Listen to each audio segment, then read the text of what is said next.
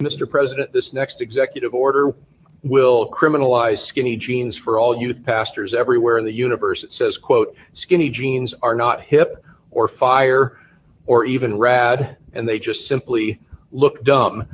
It's so true. It's true. It's true. I wanted to play the women know your limits. Know your limits. But I know we would have got a copyright strike on it, but it would have annoyed the ladies that watch our show. Women know your limits. Okay. Welcome back, everybody. Michael, I can't believe I haven't spoken to you since you filled in for me. Well, I've spoken to you privately, but we haven't had you on since I got back from Italy. Molly, what a betrayal. Thank you for filling in. Oh yeah, graphic tees. All right. What would I wear? You, Molly, thank you for the autumn. That's a good promo, Molly. Why don't you buy some of our graphic tees? No, but we haven't spoken since on air since you filled in for me, and that everybody said that was one of their favorite shows while I was gone. Right. So I appreciate you doing that for us.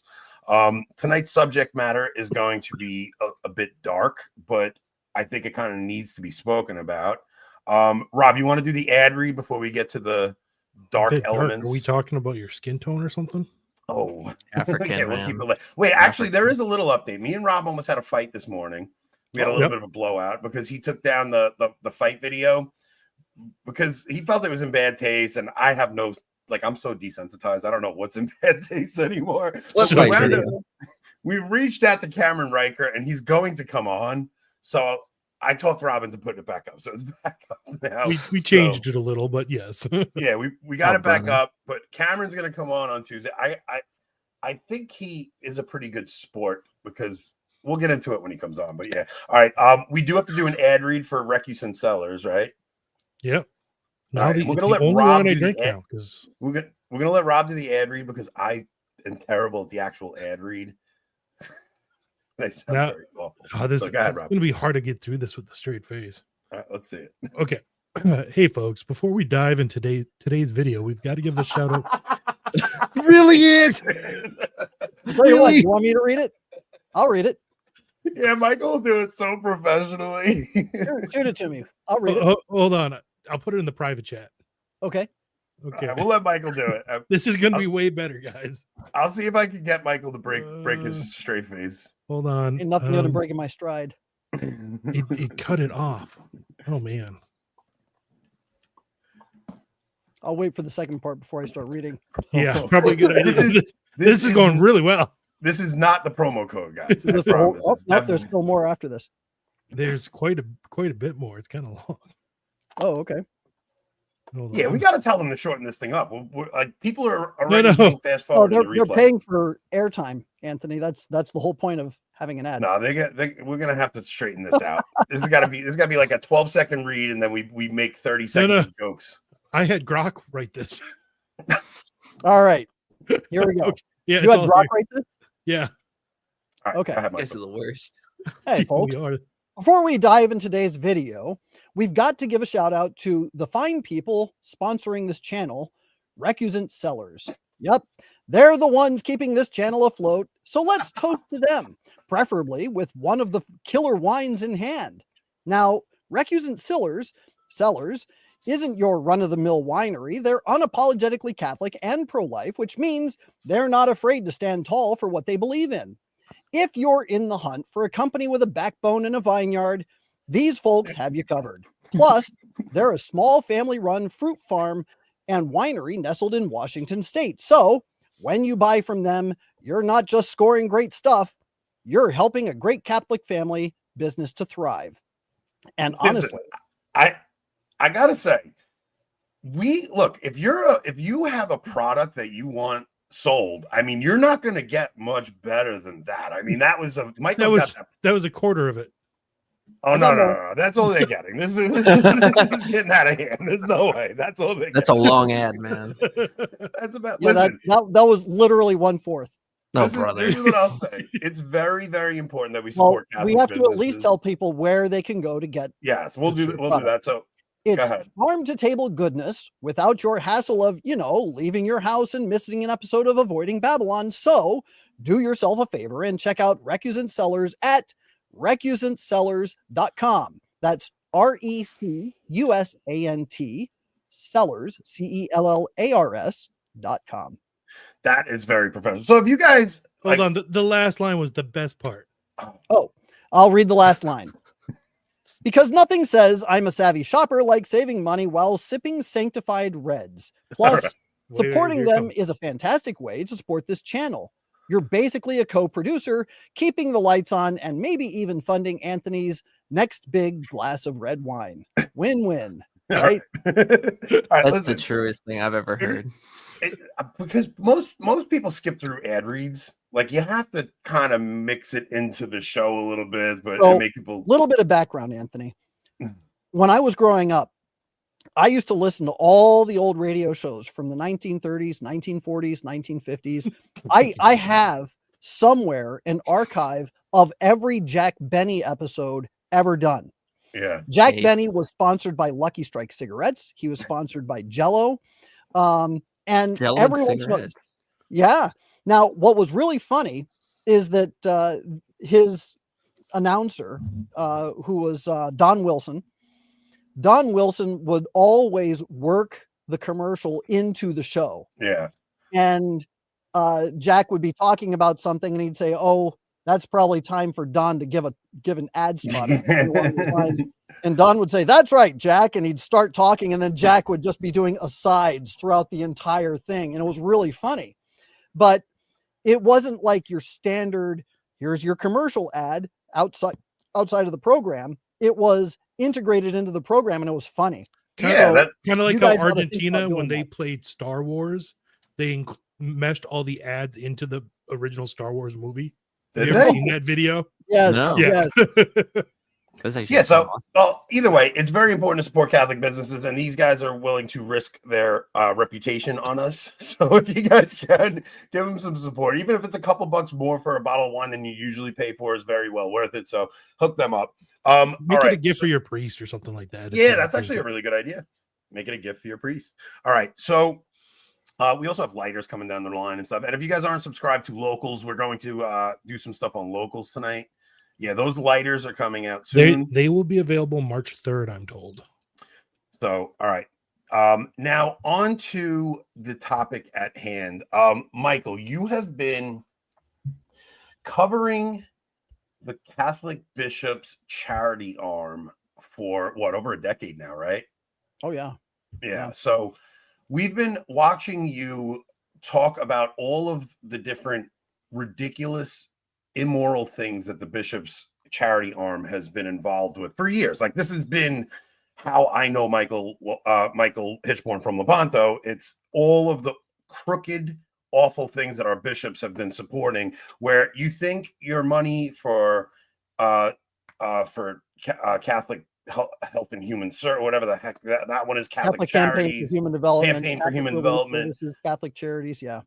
all of these that they've just always had these programs that they were giving to. And it wasn't until Trump comes in and Elon goes in with Doge into USAID, and we start getting the info of what the purpose of all of these USAID grants is for. Mhm. These USAID grants are meant to go into different charities, using churches into foreign countries as a way to cause strife and revolution in these countries. Mhm. It's a way to get propaganda out. It's a way to control how elections go. I mean, it's so insane that you now see that when the bishops agreed to take funding from the government, it came with a clause like you have to sell your soul if you want to get this grant money. There are always strings attached.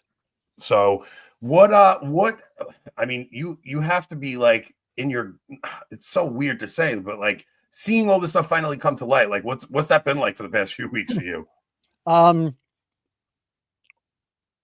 Well, it's hard to say I told you so Yeah. in different Anthony terms, always finds a way. but it's, I don't like using that phrase only because, yes, I've been saying this for quite some time, but a lot of people have been listening. And a lot of people have been saying, yes, this is a serious problem. So it's not just a matter of I told you so. It's a matter of, thank God somebody with authority is finally doing something about it. That's really kind of where I'm at. It's listening to Donald Trump talking about what's going on with USAID, listening to JD Vance talk about the bishops who are more concerned about their bottom line than about saving souls. And what do the bishops do? They turn right around and sue Trump and prove that it really is about the bottom line. Going through all of this and watching it all unfold, they're just proving the point. They're proving everything that we've been talking about for the last 15 years. And it's really, I don't know. I don't want to say I'm jubilant about it, because this isn't something to be joyful about. Not really, but it's edifying in a certain respect. It's the only way to actually fix it. Yeah, is what it is. Like, if this stuff doesn't come out, it can't get fixed. And my biggest concern with what I'm seeing is, like, we always would say, like, man, I just think back to all the times, even under Benedict and John Paul II, when you would have certain bishops would pay lip service to the pro-life movement.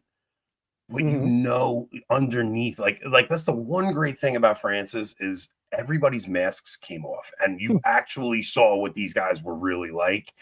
And all this time they'd pay lip service to a couple of little issues to make Catholics happy, and we think these are the good guys, but underneath it, these guys are all taking money. And I want to play a clip from Tucker Carlson's interview that I saw today. And I want to make comparisons to the U.S. church and maybe the church at large also. So, Rob, pull that clip up from Tucker. It's a short clip, but it's shocking what happened with the U.S. State Department, with the church, with the Ukrainian Orthodox Church. The Ukrainian that's Orthodox has been baptized in our church. 5 years ago, a new church was established in Ukraine by the Poroshenko administration with the active connivance of the United States government. The State Department of the United States was involved in the establishment of the church. I believe either USAID or some other organizations have funded this state church called the OCU. This is basically kind of a CIA operation, if you will, to set up a church that would be completely free of what they viewed as the dangerous Putin influence. So you have our State Department violating our Constitution openly, engaging in the destruction of religious freedom in a foreign country, doing just that alone, right? How is that any different from the U.S. Catholic bishops? Honestly, like, you have all of these bishops who didn't say a word during the Biden administration over anything on abortion, over anything on any Catholic issue whatsoever. Like, they did the How about only just the closure? How about just the closure of Yes. parishes? When they 100%. closed every single parish in the United States, and then weren't allowed to open for over 2 months. They were basically slaves to the government. It's crazy when you think not one of them stood up. Not one. Like, I remember when Eric Sammons had that blackout map. You just watch diocese after diocese after diocese, just going black, going black, going black. But I don't see how there's any difference in this church they set up in Ukraine. Because if you think about, like, the East, like, those bishops that were there, I guarantee those men were men of Christ. Like, they're not like our soft bishops. That's why they had to basically set up this fake church. But through coercion, through grants in America over the past however many decades, they've managed to have influence over which bishops get chosen, and in a way under Francis that we've never seen. Like, basically by having Cardinal Supich. Well, they did the same thing. Look, they did the same thing in China. Yeah. Pope Francis, in signing over the Chinese Catholic Church to the communists, allowed the communists to start picking the next bishops. So it's kind of the same thing as what you're describing happened in Ukraine, only the difference is one is overt and the other is covert. Yeah. So in the overt side, the communists are saying, hey, we're going to go ahead and pick your next bishops. And Pope Francis rolled over and said, okay. And in Ukraine, what happened is they established a secret church where the CIA, according to this gentleman, was picking the bishops of the church. And then I guess Pope Francis was okay with it. It doesn't seem like there was any pushback. It doesn't sound like there was. So, you know, it's more of the same, just on different playing fields. We're going to actually play the clip. So I have that clip loaded also, JD. So he asked, for anybody on audio, did you guys see the John Henry Weston on Steve Bannon? Could USAID and US Intel have been used to get Benedict XVI to resign? We're going to cover that as well. And then I saw somebody else asked earlier on in the show, wait. Are you able to address a cover-up that apparently happened with the Saints and another sports team that assisted a Catholic diocese to cover up an affiliate? Yeah, maybe we'll do that one over on locals, because that one's pretty awful too. Yeah. Yeah, we'll do that. We'll cover that on locals. But yeah, so yeah, just this whole idea that these bishops, especially the ones chosen under Francis, just how much they are like, the only time you hear them speak up is when they lose their funding for this immigration issue. Like, that's the only time the bishops speak up is on immigration. It's almost like that's the two sins in Catholicism right now are not having immigration, like open immigration, and climate. It's I mean, you couldn't. And going to the TLM.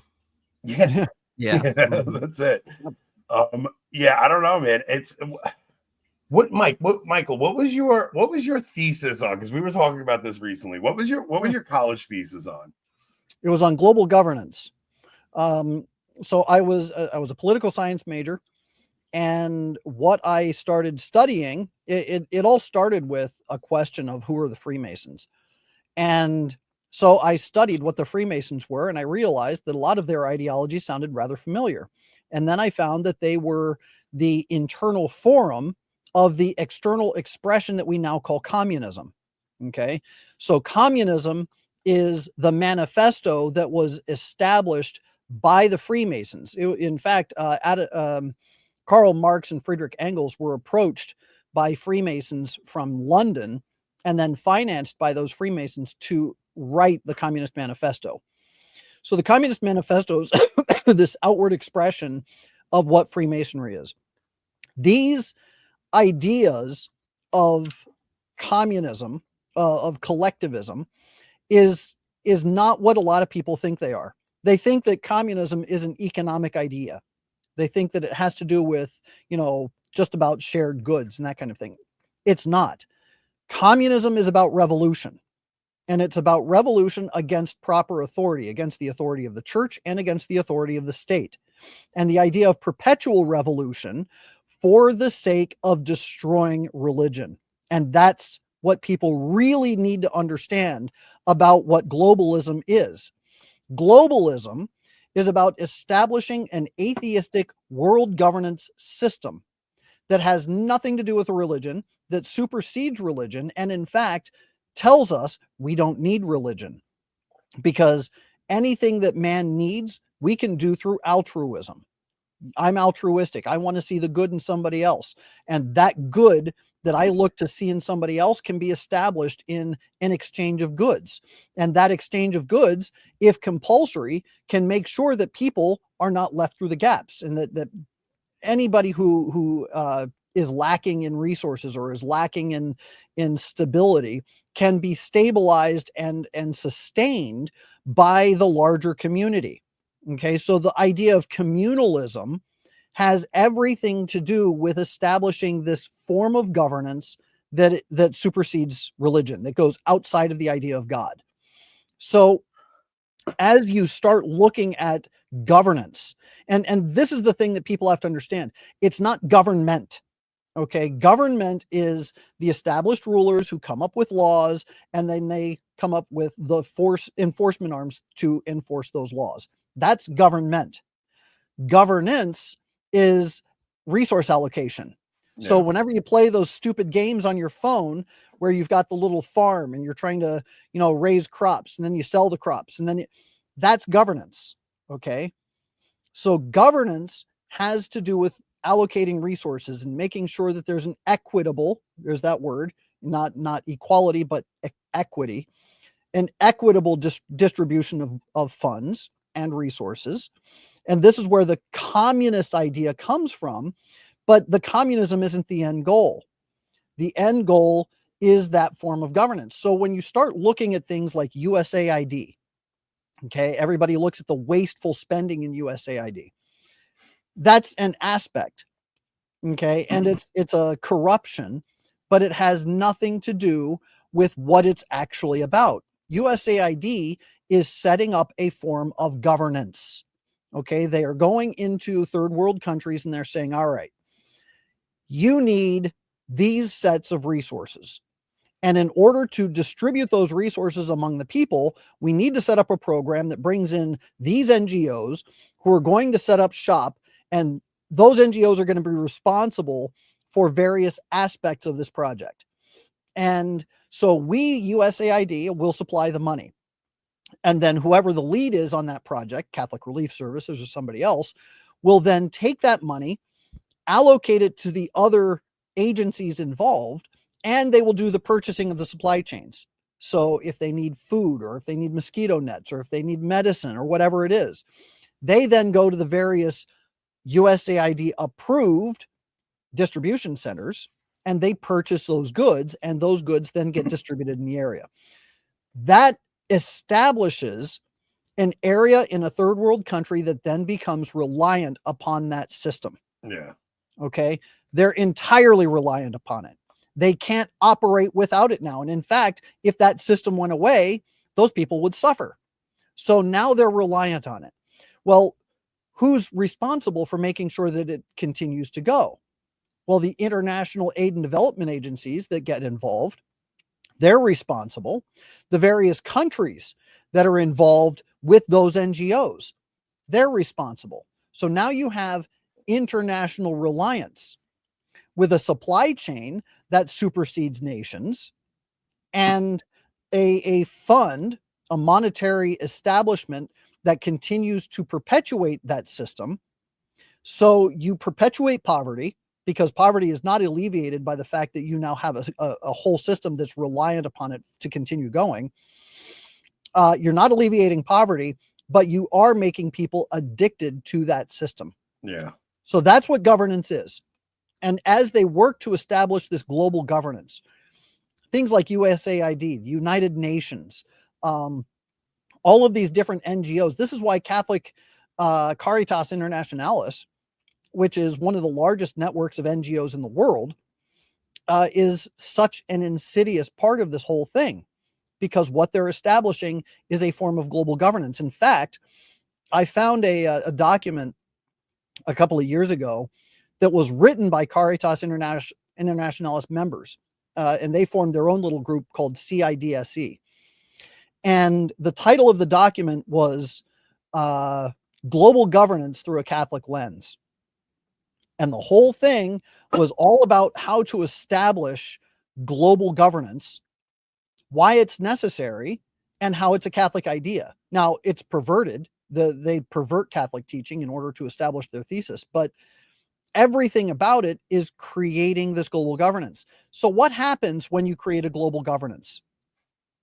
Well, when you have everybody relying on everybody else, and my goods are now tied up in your welfare, and your goods are tied up in my welfare, and we're constantly at work trying to maintain this delicate balance, nobody's asking God for help.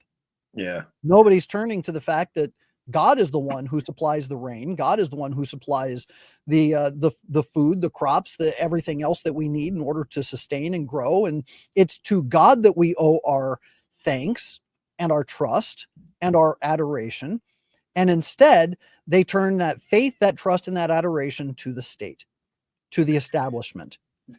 Okay, so because this, if you think about how Christendom starts, This is the invert of that. Right, it's an inversion of the church. Yep. I mean, this is kind of what Archbishop Fulton Sheen was talking about, right? Like, Yep. it's and the fact that it's kind of mixed in with the charitable arm of the church, like this really is the anti-church, man. Like, it's really bizarre the way this is all like working out. Like, the fact that it's Catholic charities and Catholic relief services that are the ones accepting this money and providing this aid, and with it comes along with, like, you need to use birth control, there needs to be population control mixed in with it. It is a complete inversion of what the church used to do, which the church would work with the secular governments together, and they would, you would have the secular would enforce the church. I mean, like, the church would give the morality, and the secular arm would actually enforce what the church's laws were. Now you just have this system that they've managed to create over the decade. The thing is, like, it's easy and tempting to say that this is all Francis, but this has been going on for so freaking long. Like, this has been going on since Pope Paul VI laid down the papal tiara, right? And he essentially handed the power over in the to American church. It's been going on since like Bishop Ireland. It goes way back. Way back. Look, you've got to understand, all of this actually goes back to about the 1300s. Okay. Everything about this goes back to the 1300s. What was going on in the 1300s? You had the Knights Templar. Okay. The Knights Templar created a system of finance all throughout Europe. And it was actually very much envied by the King of France. And the King of France owed the Templars a whole lot of money. So he and some of his cohorts devised a series of accusations against the Knights Templar. Some of the accusations may have been true, but by and large, they were not true, and Jacques de Molay was innocent. But Jacques de Molay was the head of the Knights Templar. He and the rest of the knights were arrested after Pope Clement VII issued a decree closing down the Knights Templar. This is incidentally why Friday the 13th is a superstitious date, because it was Friday the 13th that the Knights Templar, the closure of the Knights Templar was ordered by Pope Clement the 11th or 7th. Okay, so Clement this V. 5th. After a while, they all run together. Yeah. Philip the Fourth of France and Clement V. That's it. That's what it was. So, with the closure of the Knights Templar, they actually wound up burning Jacques de Molay at the stake. And Jacques de Molay issued a curse against the king and also the Pope. And then he died. So the Freemasons developed out of the Knights Templar, or at least they claim their lineage out of the Knights Templar. They say that they are the heir apparent to the Knights Templar. What happened is, so at the time of the, the 1300s, the 40s, you had stone. Like the time of the building of the great cathedrals and stuff, and they start coming up with like secret societies and things like that. Now, the real conspiracy of it all developed with the Protestant Revolution. Okay, that's when it really all came about. So the Protestant Revolution in 1517, that's when you had this split. And what wound up happening, you had some Protestants who remained in the stonemasons guilds, and they still maintained their secret handshakes and their secret passwords and everything else, but they started to develop a language above it. And that's where philosophical masonry came from. So the revolutions that we're looking at, the deep state, the whole canard, all came from the Protestant revolt. And the whole thing is predicated on a rejection and a rebellion of authority. Yeah.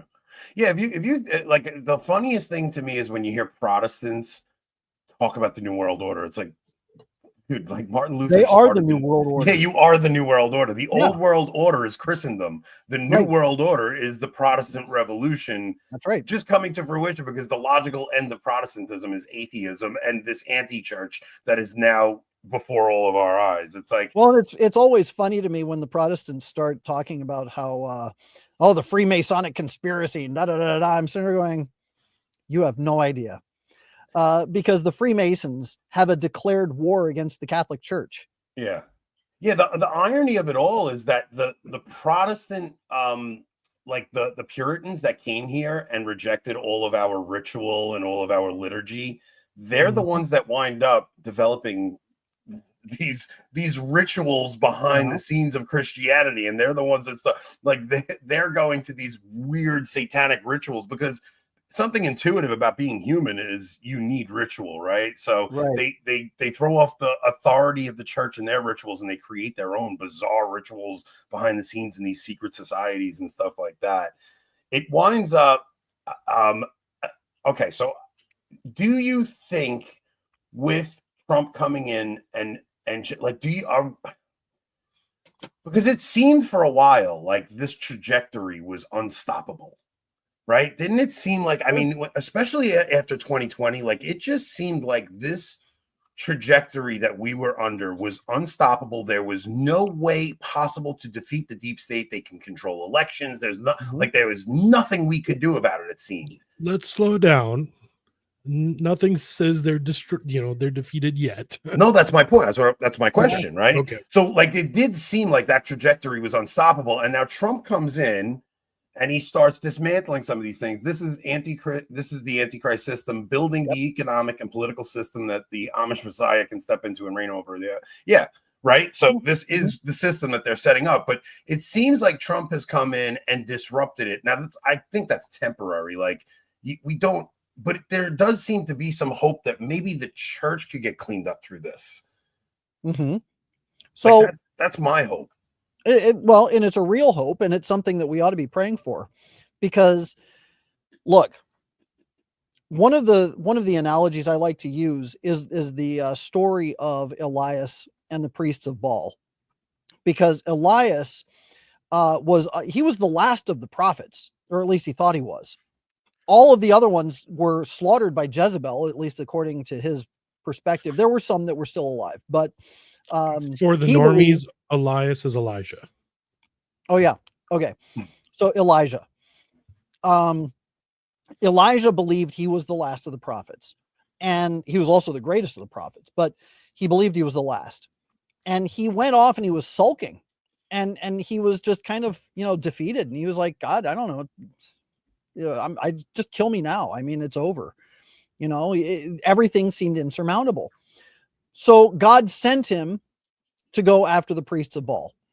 When Elijah went to the priests of Baal, he saw them mocking, and he called them out, and he said, okay, tell you what, we'll set up a competition, and you set up your big, altar and fire pile, and I'll set up mine, and we'll pray to our respective gods and see which one's right. So he set up a challenge. And then, of course, they started chanting and calling out and cutting themselves. And Elijah started mocking them and said, where is your God? Is he taking a nap? Oh, maybe he can't hear you. Oh, maybe he's out there going to the bathroom. Now, there's actually a little bit more literal interpretation of that, but you get the point. So he mocks them. And so then they start chanting louder and dancing higher and all this stuff, and nothing works. Finally, they give up. And Elias turns around and he says, okay, I want you to pour water on top of my altar. And then I want you to dig a moat, and I want you to fill that moat with water too, so that everything is so saturated, there's no way, humanly speaking, that I could set this thing on fire. And then he utters a single prayer. He looks to heaven and says, Almighty God, doesn't get very far, and this bolt shoots down from heaven, annihilates everything.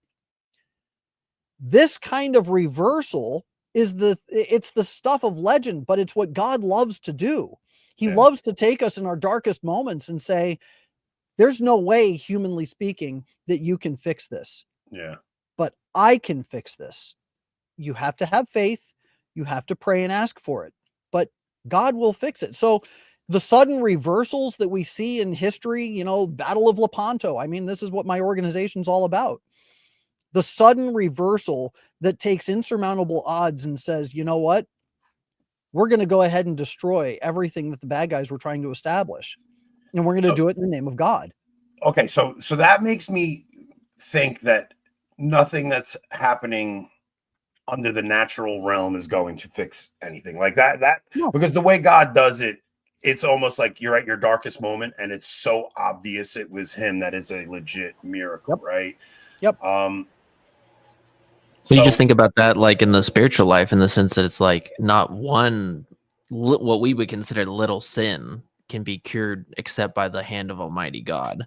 So it's like, yeah, nothing in man's strength can cleanse this mess that's going on. It has to be God in some form. It may not take place in like this fiery, dramatic moment, like on with Elijah, right?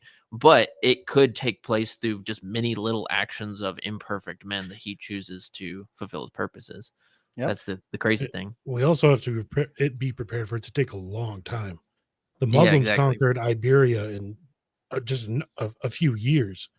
Mhm. It took 770 Yep. years Yep. for the To be fair, Reconquista. as the Spaniard on the show, my ancestors have a problem with siestas and napping, and they just were out that day. So I think we all have to be prepared for things to get much worse. Yeah. Like I was hopeful that like we would get a good pope next, but I think things have to get much worse before they can get cleaned up. Like let's play the let's play the Liz Yor and Steve Bannon clip, because I get what they're saying here. I don't know if like, especially with the context of what we're talking about, I don't know. It just seems like it has to get worse, and they're not wrong. Everything they're saying actually happened. I just don't think they're going to get the Trump, like I don't think they're going to get the Trump team to look into the stuff that they want them to look into. But let's focus on 2014, when the ecclesial special advisor to Biden, to Obama, none other than the demon Cardinal Ted McCarrick, was involved in the initial unaccompanied minor children invasion in the southern border. He worked with the Vatican, with the bishops in Guatemala, Honduras, Nicaragua, to flood the southern border with about 60,000 children. We don't know where those 60,000 children went, but it gives me great concern that the mastermind behind this was Obama's ecclesial chief of staff, McCarrick. Imagine a global sexual predator, the architect and managing this entire global, mostly from Central America, invasion of unaccompanied minor children. Fast forward, Steve, that happened in 2014. In 2014, the money to the bishops of the United States doubled from 20 million to 45 million so that they could make this happen, this invasion. Yeah, we should Now, probably pause it so we don't get Yeah. nothing shifty there with that money. Nothing shifty. But that happens continuously. Like under Biden, like it gets up to 170 million or something, Mhm. right? And they can just keep doing this. Now, what they wind up getting into is, because we saw we were just reminded of it recently, of the Podesta emails that come out in 2013 under WikiLeaks, where they're talking about they need All the Catholic Pizzagate stuff was around that same time period too. Yeah, so but they're also talking about they need a Catholic spring, like they had an Arab spring in the Middle East. Oh yeah. They were talking about having a Catholic spring, right? Now, man, because I know what they're going for. They want an investigation into if Benedict was pressured, and that would invalidate his resignation. Like that's what they're going for. I just don't see that happening. No, I mean, I don't. American administration is going to. And I don't know if it's complain about appropriate. that. I don't know if it's appropriate to have the an American deep state or American administration interfering in church affairs like that either. Well, it's not. I think what they're asking for is evidence of the deep state being involved to begin with. Now, I think that it is appropriate to ask the question. I don't think anything will come of it. No. Because quite honestly, it's too hard to untangle a web like that so far after the fact. It's possible. And look, I'm just going to play devil's advocate and try to explain this as logically as I can. Not that I'm saying one thing or another. I'm just trying to explain it. When it comes to the question of a valid abdication, one of the things that is stipulated within canon law is that it has to be done freely and without influence. Okay. So if Pope Benedict, according to theory, were to be influenced heavily into resigning, or if he was coerced into resigning, it would be an invalid resignation. Yeah. Okay. So if that's the case, that would the trickle down effect is that the conclave would then be invalid, the election of Pope Francis would be invalid, and in fact, his entire pontificate would then be invalid. So that's the snowball effect of that particular question.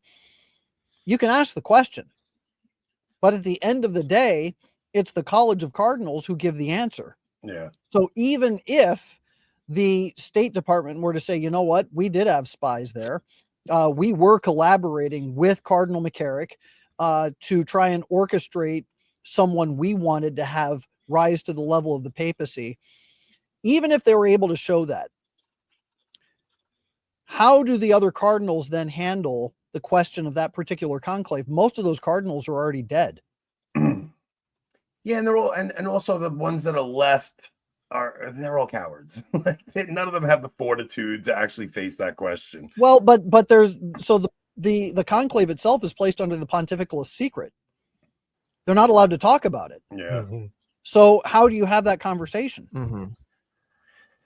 Yeah, I think I think it's just one of those things that like we just have to let time play out. And man, I've asked every guest, like, what do you think happens after Francis? Because especially we're seeing reports of him getting to to the end of his life and stuff. And I was hopeful for a while. Oh God. But I don't know, man. I don't think we're getting Francis II here.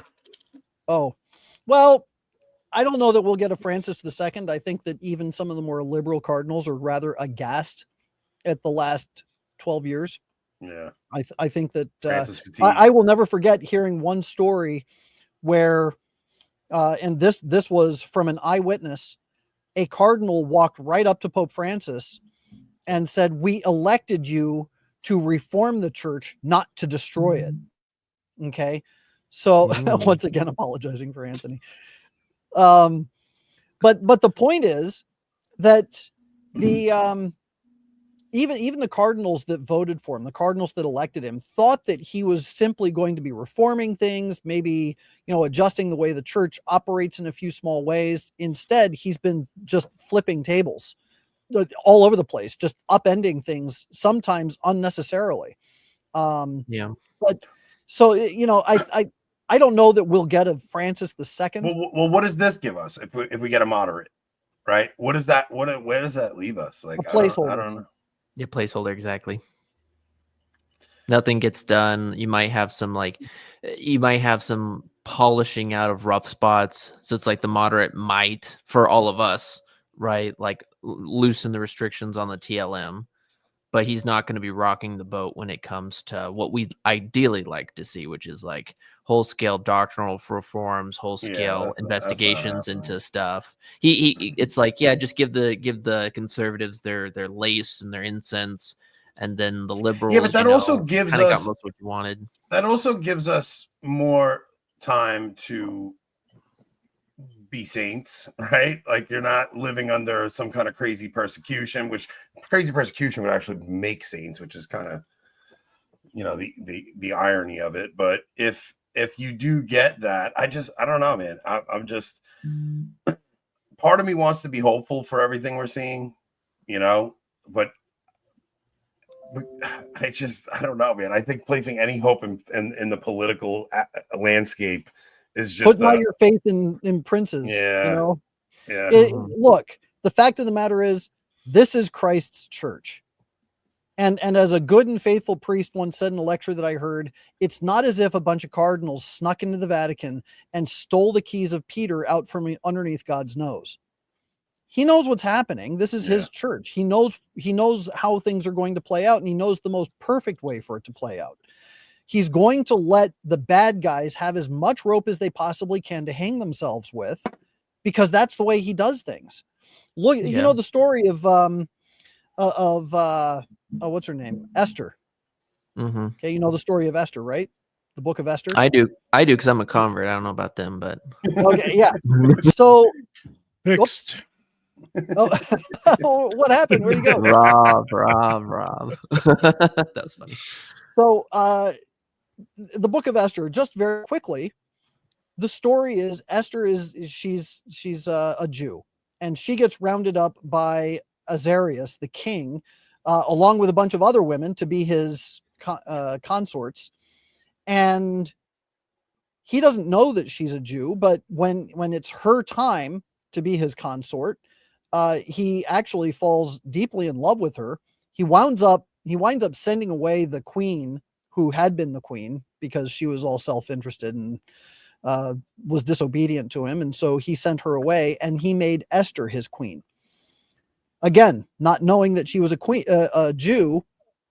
What happened is a man named Haman, who was the advisor to the king, kind of like a grand vizier, told him that, these Jews are problematic. Why don't you just exterminate them all? So he put out an order and said, okay, yeah, we'll just go ahead and exterminate them all. And that decree went out. And when it got to Esther's ears, she went into a deep depression. She was very upset. And so she and her uncle and several others prayed, and they prayed and they prayed. And on the third day, she approached King Azarias. And the thing is, you have to wait to be summoned by the king. You can't just approach and say, hey, I got to talk to you about something. If you do that, it's actually, executable offense. Mm-hmm. So she approached, and only if he reached out his scepter to her and she accepted it, would that be a sign that he will hear her. So that's what happened. She went, she approached, and he said, well, what do you want? And she didn't really want to just come right out and say, you put out this decree that's going to actually kill me. So she said, why don't you come to my parlor, and we will have dinner. We'll have a big dinner, and I want you to bring Haman with you. And he said, okay.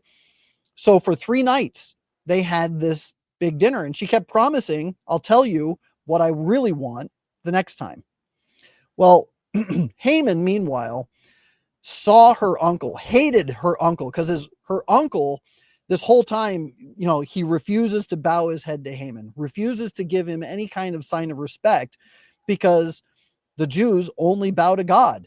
So Haman, knowing that the day of the execution of the Jews is on its way, starts building this scaffold. And Gallows, on the these gallows, and he's going to have not just Haman hanging, or not just I can't remember his name. Hanging. Mordecai. Mordecai, that's it. Not just Mordecai, but a bunch of, his whole family. They're all going to be dangling from ropes, right? Well, the final night where Queen Esther finally reveals the whole plot to King Azarias, he flies into a rage. And then Haman, not even realizing that she was a Jew, because Azarias goes running out. He's just furious, goes running out, and he falls to his knees, and he's begging Esther, please don't let him execute me for putting together this order. I had no idea that this would affect you also. And she was kind of backing up, and he fell on top of her. And when that happened, King Azarias came back in, thought that Haman was assaulting his wife, flew into a absolute fury, and had Haman and his whole family hanged on the gallows that Haman had built. So the whole point of this story, once again, is to show that God loves to use the devices of the traps that the enemy lays for us and the church to do them in. Yeah, this is such a great typological symbol of Our Lady, right? Like it's going to be Our Lady, who comes to the rescue in the end, and she's going to be. That's what the Lepanto Institute's all about. We know that it's going to be recourse to Our Lady that brings us out of this. Also, all right. So before we go to the other side, because on the other side, I wanna get into a couple things over there, but I want to go through the prophecy that Benedict gave for the future church back on the radio address back in the 60s. I know people have heard this a bunch of times, but it's actually pretty interesting to go through. The future of the church can and will issue from those whose roots are deep and who live from the pure fullness of their faith.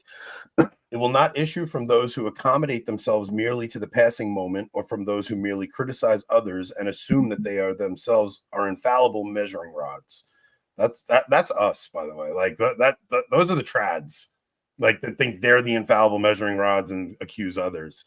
Nor will it issue from those who take the easier road, who sidestep the passion of faith, declaring false and obsolete, tyrannous and legalistic all that makes demands upon men, that hurts them and compels them to sacrifice themselves. To put this more positively, the future of the church, once again, as always, will be reshaped by saints, by men, that is, whose minds probe deeper than the slogans of the day, who see more than others see because their lives embrace a wider reality. Unselfishness, which makes men free, is attained only through the patience of small daily acts of self-denial. By this daily passion, which alone reveals to a man in how many ways he is enslaved by his own ego, by this daily passion and by it alone, a man's eyes are slowly opened. He sees only to the extent that he has lived and suffered. If today we are scarcely able any longer to become aware of God, that is because we find it so easy to evade ourselves, to flee from the depths of our being by means of any narcotic of some pleasure or others. Man, with the phones, holy cow. It is impossible to flee from narcotic of pleasure with our phones now, man. Mhm. Thus, our own interior depths remain closed to us. If it is true that a man can see only with his heart, then how blind are we? How does all this affect the problem we are examining? It means that the big talk of those who prophesy a church without God and without faith is all empty chatter. We have no need of a church that celebrates the cult of action and political prayers. It is utterly superfluous. Therefore, it will destroy itself. What will remain is the church of Jesus Christ, the church that believes in God, who has become man and promises us life beyond death. The kind of priest who is no more than a social worker can be replaced by the psychotherapist and other specialists. But the priest is no specialist, who does not stand on the sidelines watching the game, giving official advice, but in the name of God places himself at the disposal of man, who is beside them in their sorrows, in their joys, in their hope, and in their fear. Such a priest will certainly be needed in the future. Let us go a step further from the crisis of today. The church of tomorrow will emerge, a church that has lost much. She will become small and will have to start afresh, more or less, from the beginning. She will no longer be able to inhabit many of the edifices she built in prosperity.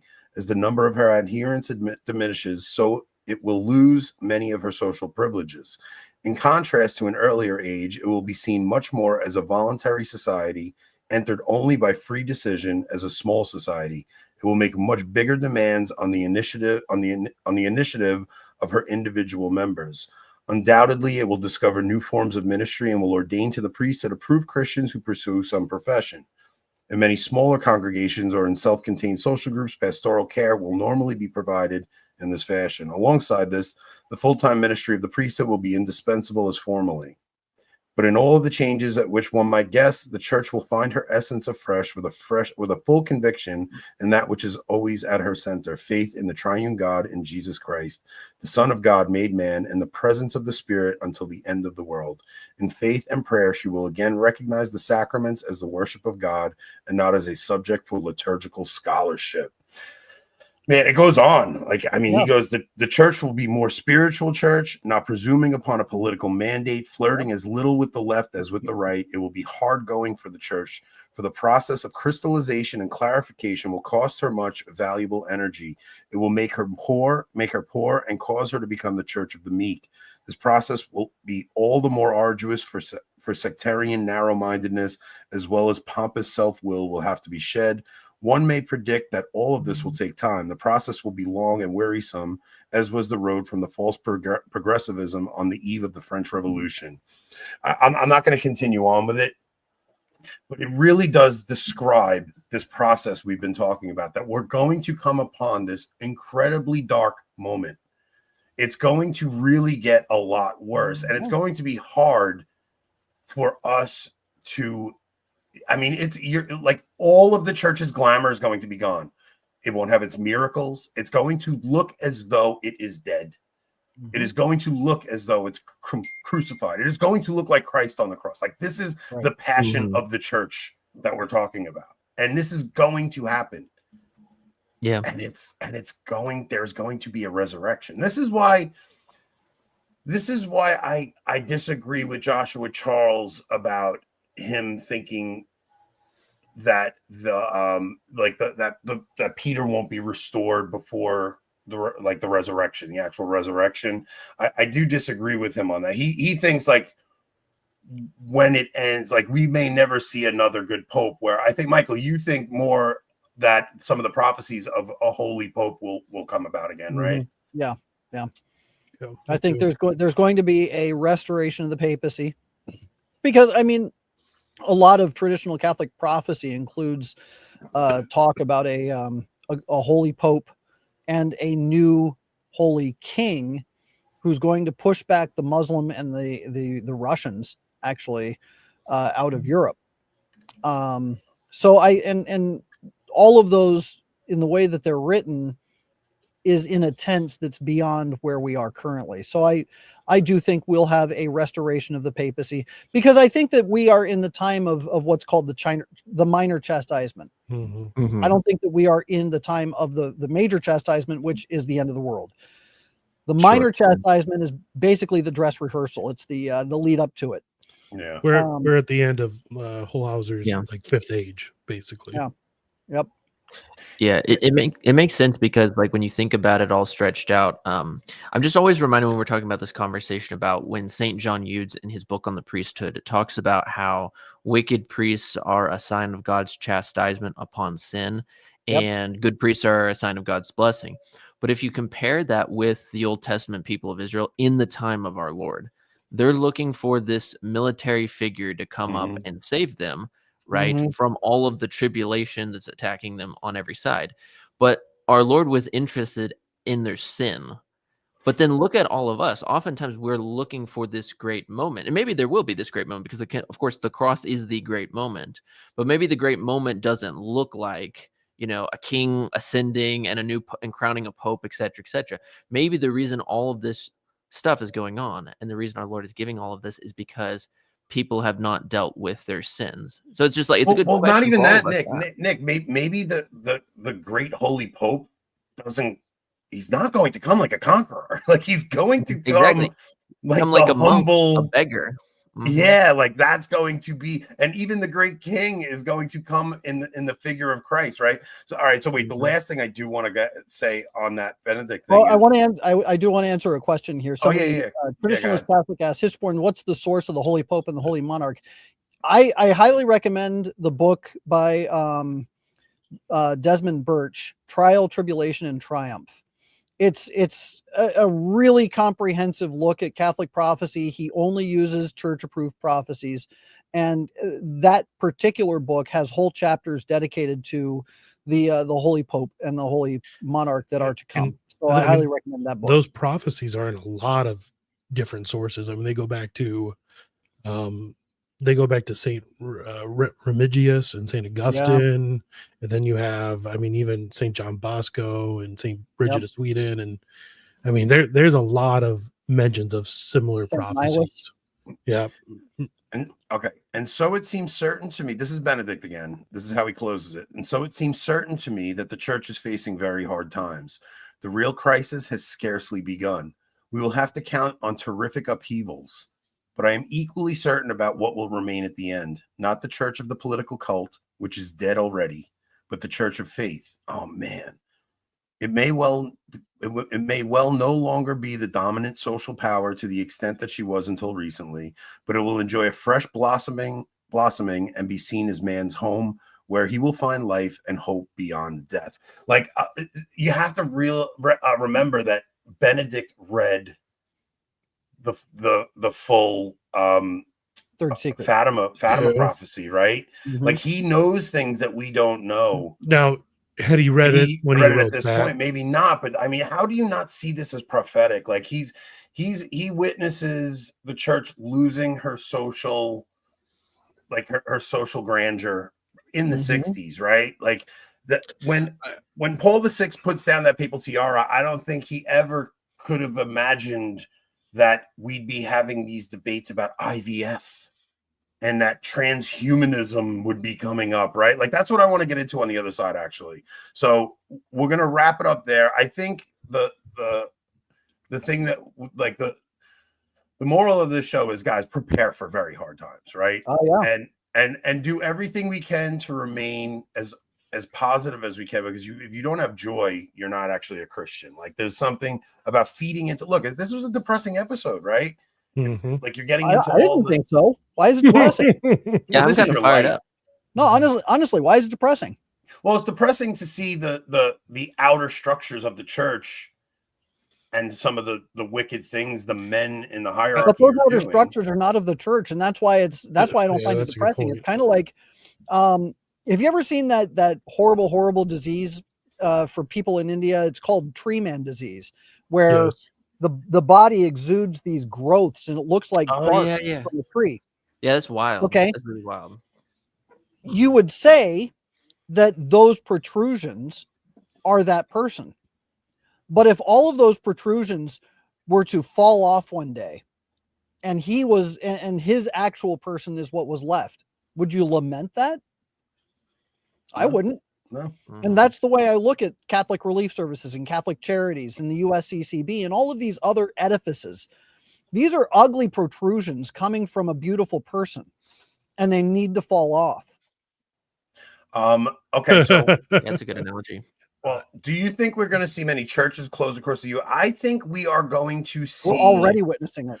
I think we're going to see what Benedict said. I think you're going to see like the total, like we're going to lose all of our structures. I don't think we have even begun to see the great falling away, the great apostasy.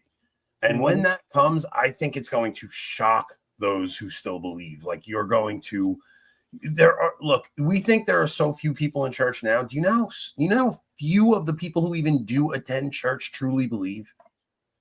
It's like so many people are still going to mass because it's like a nominal thing, or it's just like a social thing to do or whatever. Yeah, like the boomer cliff is coming soon. It really is. And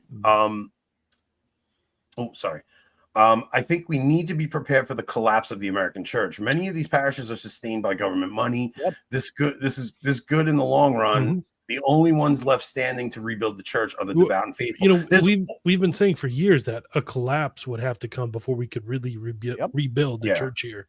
Yep. This is what causes that. Yeah, and there's also no prophecy about the American church. No, you know what I mean? It's not. It's like you could see the there's really no prophecy about America itself. Exactly. Which is kind of makes you wonder what's going to happen, right? Well, to me, I almost see this apparatus that we've spoken about all night. I see it as like the whore of Babylon. Like it's like it is the beast, right? The beast is this system, and America is the whore riding on this beast. Like it just, if there is a prophecy of America in Scripture, it's that. Like that's the only comparison I can see. Is it America or is it the ape of the church?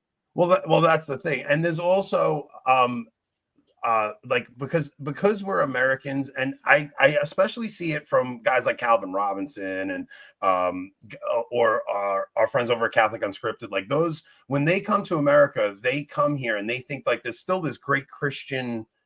There is like you can still talk about Christ in public here, and you're not, like there is still this Christian ethos in America that exists, right? 90% of the English-speaking Catholic content out there is coming from America. It's not coming from England or any of these other places. It's coming from us because we do have a faithful remnant here. It's just, man, the stuff that's it's the stuff that's going on with our country is just abominable. Coach says Americans always think they're the main character. Yeah, we do. We have main character syndrome, like for real. Not me. I'm an NPC. Sam Shamoon's in the chat, but hey, what's up, Sam? He used the word depressed, so YouTube censored him. But I wanted to read it still. He says, "You got me so depressed that I want to go and stuff my face at the Chinese buffet." It's like he knew what we did in North Carolina. I love Sam. Sam is awesome. Sam, if you're in the chat, I saw Ruslan did a video on you today. Somebody asked him a question if he thinks online apologetics are a good thing or a bad thing. He said some good things about you, man. His co-host goes, Sam Shamoon is like the Conor McGregor of apologetics. Like he realized, like you got to go in and say, like your mother's a whore, you know, things like that. Like Sam just tells it how it is. It's like no, he it's just amazing, hates dude. Islam for the barbaric system that it is, whereas like all the mainstream Catholic apologists are like, well, you know, there is a nuanced way of reading how we worship the same God as them. And Sam's just like, is the devil, shut up. And it's like, yes, thank you so much. All the Sam. Protestants in the comments on our videos with him are like, he's so angry. I'm like, yeah, because he's laughing as he's yelling at the Muslims. Yeah, Come on. But I also think people don't know that that's a temperament. You know, like Yeah, there are yeah. people who like I'm fiery like that too. Like I like getting all worked up, and I don't mean like that's what we did to that kid Cameron the other day. Like I was all worked up, but like I was just trying to be goofy. Dude, you finished by being like, this guy's a thief, and then you started this episode being like, yeah, maybe he's a good guy. We'll I was like, what are you doing, bro? All right, we're gonna go to the other side. I want to talk IVF. I want to talk what the heck else was I just saying? I don't know. You guys will remind me in the chat. And as I say, what we're going to talk about over there, I'm sure that's not what we're going to. Do we want to open locals with the BBC clip? Yes, we will open locals with the BBC clip that we can't play here, and see the thief on the cross. All right, so yeah, if you guys are not subscribed to locals is where we actually have much better discussions because we don't have to worry about. It's kind of like just a much more relaxed vibe over there, and we can say whatever the heck we want. And if Anthony's not paying attention at the end, he'll think we're in the green room and start saying what he really actually says. Thanks. Mm-hmm. I may drop an F-bomb on accident. Never know what you're gonna get over on locals, guys. It might happen. No, it's actually the best way you guys can support us too, other than buying Recuse and Sellers wine. You can come over to locals. It's I mean, you can pay for a single episode, but for $4. For $4. Or pay monthly for $5, or get a whole year for $50. Come on. $50 one time. You guys join for the year, and then you get every one of our episodes. So, all right, Rob, take us out. We're going to go to the other side. Michael, you read that commercial better than the one in the beginning. Yeah, he did, didn't he? Wait, it's Michael, only taken him 2 years. What do you want to promote, though, before we jump off? Michael, go to the Lepanto Institute first off the website, right? LepantoIN.org. And then your YouTube channel. Yeah, just Lepanto Institute on YouTube. So if you want to do a deeper dive into what we were talking about tonight, he had Liz Ure on earlier tonight. I always drag Michael after he did his episode.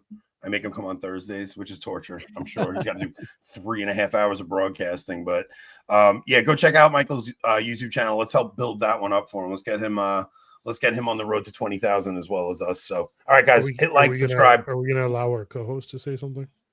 Oh, Nick, you want to promote anything? Oh, just go follow me on Instagram, specifically the Traditional Thomist or Nicholas Cavazos. I'm doing like way more Instagram content lately, but other than that, you guys know me. Okay, go subscribe to Nick's Twitter handle too, also. And Rob, cut off before I finally tell them what his Twitter handle is. Oh, you want to know Nick's Twitter handle? You find out on locals. Let's go. Please tell me. I'd love to know.